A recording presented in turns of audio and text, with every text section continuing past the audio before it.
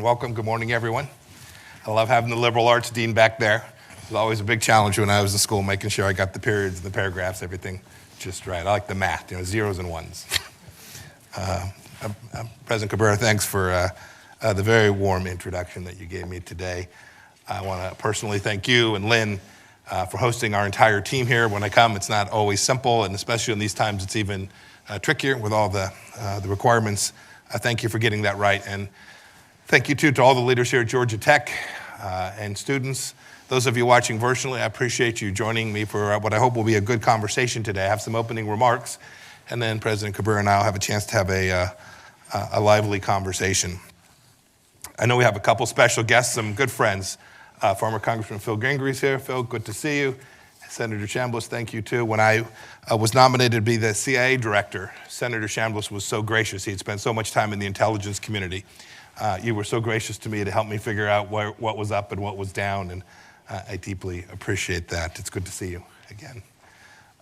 As President Cabrera said, I graduated from the United States Military Academy at West Point, studying engineering, although I joke, don't drive across a bridge that I had anything to do with. It's been an awfully long time. Some of my classmates ended up in the Army Corps of Engineers. I happened to command a cavalry unit, but I can tell you math matters an awful lot when you're bore sighting the cannon of an M1A1 tank. And I'll say too, even the State Department, you talked about people leaving this institution going on to careers in diplomacy.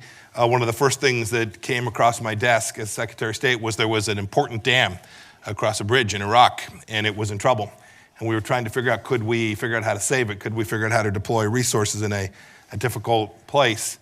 And we had the best engineers in the U.S. government, some of whom worked for me at the United States Department of State, trying to figure out the best solution, the best contractor to bring in, how we would do this to protect Baghdad and the downstream places in this historic Euphrates River Valley and the Tigris River Valley from potential flooding should the dam collapse. So all you engineers out there, state.gov, go to the website, take a good look at it. We would welcome your career in the United States Department of State. Now, I'm not lost. I know this is Georgia the state, not Georgia the country. But it's important that I come here to talk about the topic that I have in front of us today, because this is the place where American national security intersects deeply with the things that happen at important research institutions like this one. I thought I'd start with a quick story by way of explanation. Professor Fei-Ling Wang is with us here today. Professor, where I didn't see you sitting where? Welcome. Nice to see you. Several years ago, Professor Wang took a trip to China where he was scooped up by security agents inside of China. He was held in a secret location for 2 weeks. Professor Wang was interrogated and threatened. They wanted information about his research about China and his time teaching at my alma mater, West Point. He could tell you the stories better than I could, but they thought they could intimidate him or perhaps recruit him because he's ethnically Chinese. It's a blessing he's here with us today, and thankfully he was released after pressure from the leadership, lots of places, including this very university and the Carter Center. The lesson I think that we can take away from this is clear. It's that the Chinese Communist Party wants what we have, and they will do whatever they must do to take it and get it. They will steal our stuff. They will pressure critics of the Chinese Communist Party to keep quiet. They will do whatever it takes. And it's important to come and talk with the American people about this, because Americans must know how the Chinese Communist Party is poisoning the well of our higher education institutions for its own ends, and how those actions degrade our freedoms and American national security. If we don't educate ourselves, if we're not honest about what's taking place, we'll get schooled by Beijing. Now, it's taken this country, and indeed the entire free world, a long time to understand the trajectory that China is on today. In fact, we're not quite there yet everywhere in the world. There's no one to hold accountable for this. That's not the important part. Because for a long time, Republicans, Democrats, leaders all across academia, institutions, commercial space, thought that by trading and engaging with China, that the Chinese Communist Party would reform itself, it would loosen up, it would embrace economic and political freedom, and it would present less risk to freedom around the world. But instead, that's not what we got. Instead, the Chinese communists used the wealth that was created by this to tighten their grip on power over the Chinese people, and to build a high-tech, repressive state like the world has never seen. General Secretary Xi Jinping has made clear his intentions. You only have to listen to what he says. He says he wants total control at home and to make China the #1 power abroad. And he's well on his way to working on that project. He's building up the People's Liberation Army. He's manipulating international organizations for Beijing's benefit. And he's engaging, as we have seen in TV only just these last 2 days, he's engaging in a vast influence campaign all across the world.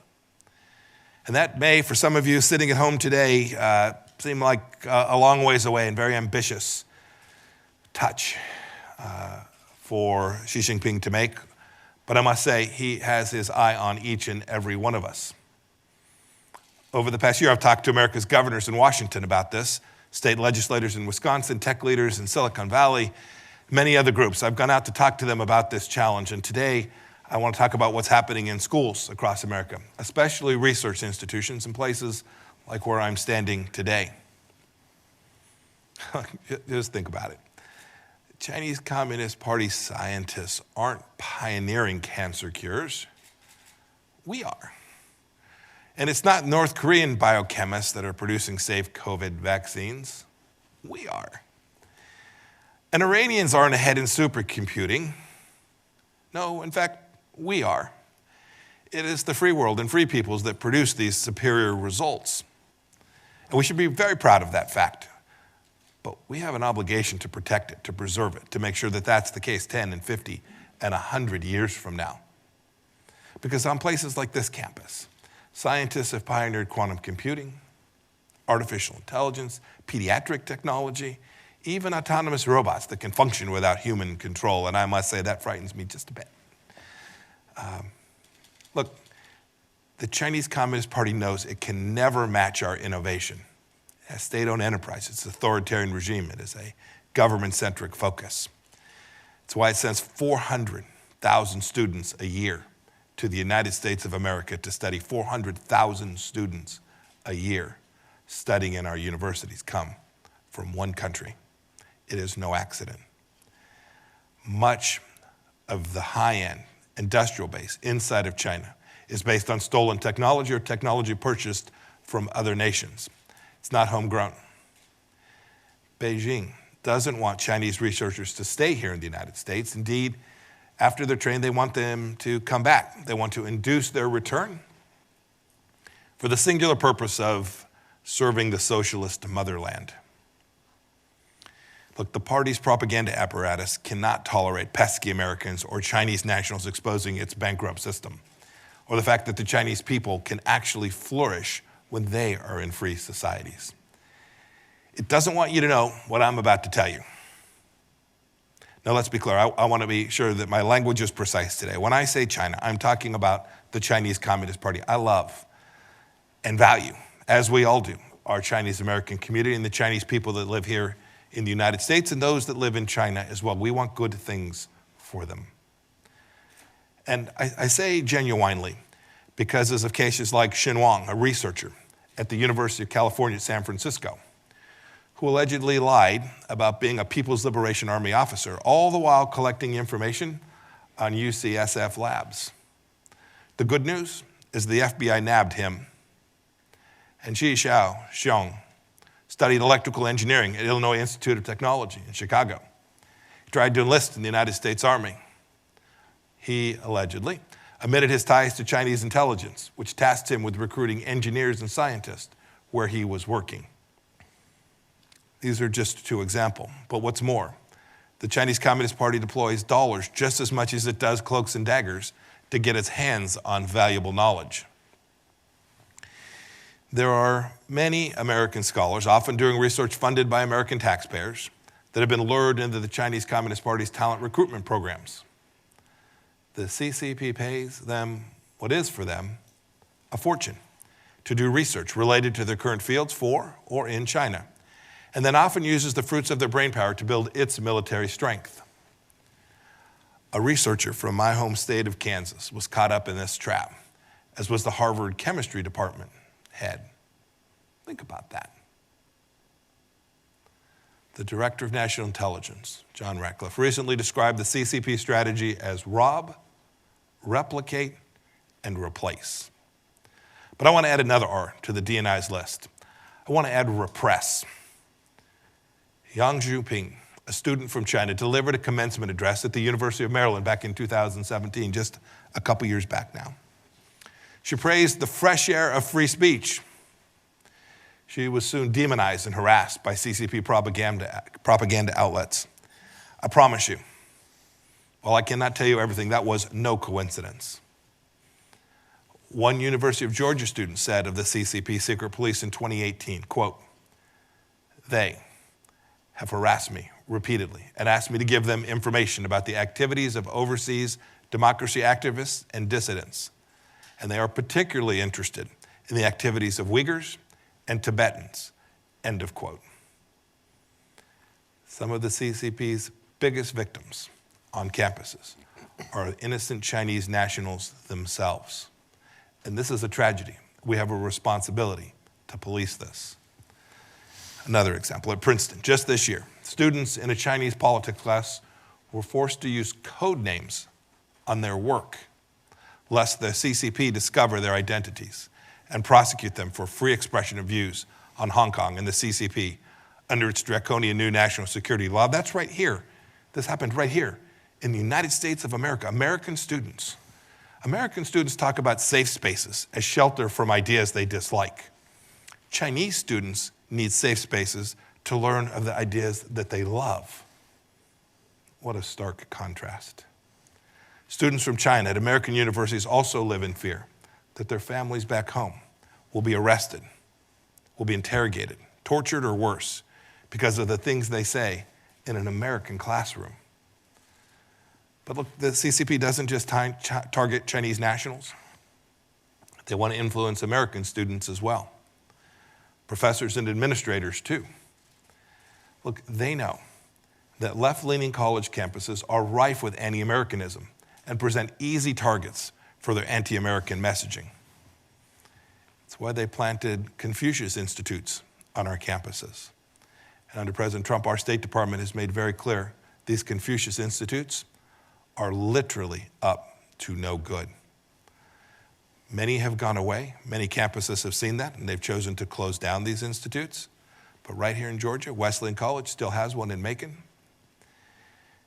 Look, it's why there are groups on campuses called Chinese Student Scholars Association here too. They're directed and almost always funded by the Chinese embassy or a local Chinese consulate. Its purpose, to keep tabs on students and to press pro-Beijing causes. Now you would think at freedom-loving places like Georgia Tech and institutions and scholars all across the world, administrators, school faculty would be more up in arms about the Chinese Communist Party's outright theft and flagrant violation of freedoms that I've described. But we see it too seldom. Well, why? Why do schools censor themselves? They often do it out of fear of offending China. Indeed, I must tell you that MIT wasn't interested in having me to their campus to give this exact set of remarks.